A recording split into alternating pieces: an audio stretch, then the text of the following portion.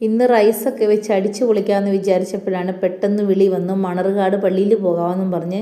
പിന്നെ ഞങ്ങൾ പെട്ടെന്ന് പപ്പടമൊക്കെ പൊള്ളിച്ച് വെച്ചിട്ട് ഞങ്ങൾ പോകാനായിട്ട് കുളിച്ചൊരുങ്ങി റെഡിയായി. ഞങ്ങൾ മേളിൽ റോഡിലോട്ട് പോയിക്കൊണ്ടിരിക്കുകയാണ്. അങ്ങനെ ഞങ്ങൾ മണർകാട് പോയി. ഒരു കടം കിടപ്പുണ്ടായിരുന്നു, അവിടെ വന്ന് നേർച്ച ചെയ്തോളാമെന്ന്.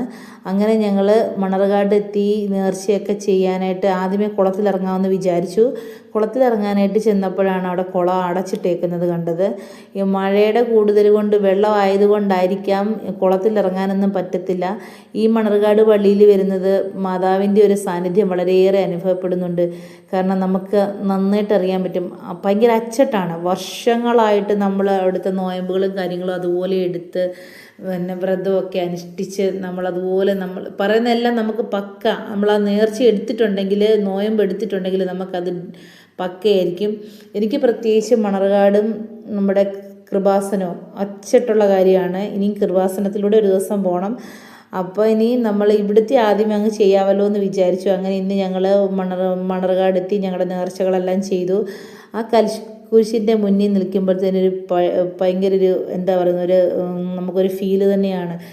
കാരണം എൻ്റെ ജീവിതത്തിൽ ഏറ്റവും വലിയൊരു കാര്യം നടന്നെന്ന് വെച്ച് കഴിഞ്ഞാൽ, ഞാൻ വർഷങ്ങൾക്ക് മുന്നേ നമ്മൾക്കെല്ലാവരുടെയും നമ്മുടെ ജീവിതത്തിൽ നമുക്ക് ഭാവിയിലേക്ക് വരാൻ പോകുന്ന ഒരു ആളിനെക്കുറിച്ച് നമ്മളെപ്പോഴും പ്രാർത്ഥിക്കും. അതിൽ ഒരു ദിവസമെങ്കിലും നമ്മൾ ഉപവാസം എടുക്കും. അങ്ങനെ ഞാൻ എൻ്റെ ജീവിതത്തിൽ ഏറ്റവും നന്നായിട്ട് ഇങ്ങനെ പ്രാർത്ഥിച്ച്, ഇങ്ങനെ ഉപവാസമൊക്കെ എടുത്ത് പ്രാർത്ഥിച്ചുകൊണ്ടിരുന്ന സമയത്ത് ഇവിടെ വന്ന് ഈ കുരിശിൻ്റെ മുന്നിൽ നിന്ന് പ്രാർത്ഥിക്കുമായിരുന്നു.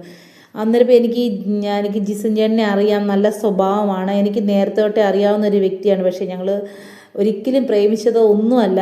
ഞാനിങ്ങനെ ഇരുന്ന ഒരു പ്രാവശ്യം ഇങ്ങനെ ഈ കൽക്കുരിശിൻ്റെ മുന്നിൽ നിന്ന് 8 നോയമ്പിൻ്റെ അന്ന് ഇങ്ങനെ പ്രാർത്ഥിച്ചുകൊണ്ടിരുന്ന സമയത്തിന് ഞാനിങ്ങനെ പ്രാർത്ഥിച്ചു, ദൈവമേ എനിക്ക് ജിസൻ ചേട്ടനെ പോലെ ഒരു നല്ല സ്വഭാവമുള്ളൊരു പയ്യനെ തരണേ എൻ്റെ ജീവിതത്തിലേക്ക്. അതുപോലെ ഒരു സ്വഭാവമുള്ള ഒരാളിനെ മാത്രമേ ഞാൻ ആഗ്രഹിച്ചുള്ളൂ. പക്ഷേങ്കിൽ എൻ്റെ കൂടെ ഉണ്ടായിരുന്ന ഒരാൾ മാളു എന്നോട് ഇങ്ങനെ പെട്ടെന്ന് ഇങ്ങനെ തട്ടിയിട്ട് ചോദിച്ചു, ഇതാ മറ്റേ ചേട്ടനല്ലേ, നമ്മുടെ അവിടെ ഉള്ള അടുത്തുള്ളൊരു ചേട്ടനല്ലേ. അതായത് ജിമ്മുണ്ടായിരുന്നു അന്ന് ജിമ്മിൽ പോയിക്കൊണ്ടിരിക്കുന്ന സമയത്ത് ഞങ്ങൾ നല്ല സുഹൃത്തുക്കളായിരുന്നു. അപ്പോൾ ഇങ്ങനെ എന്നെ തട്ടിയിട്ട് ചോദിച്ചു, ഇതാ ചേട്ടനല്ലേ എന്ന് ചോദിച്ചു. ഞാൻ പറഞ്ഞു അതേന്ന് പറഞ്ഞു.